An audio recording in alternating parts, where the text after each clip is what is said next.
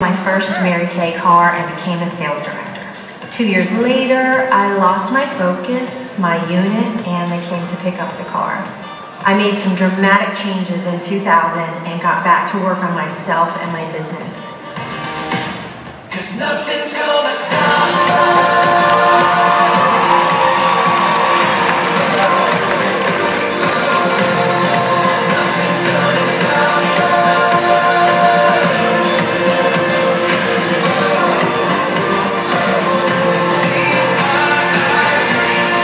I earned $50,000 that year and the use of a pink Cadillac.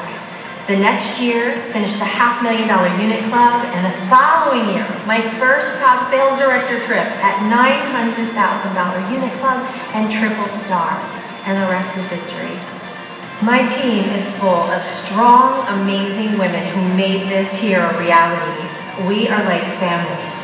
They were so supportive and amazing through this season. I was in awe. They did this.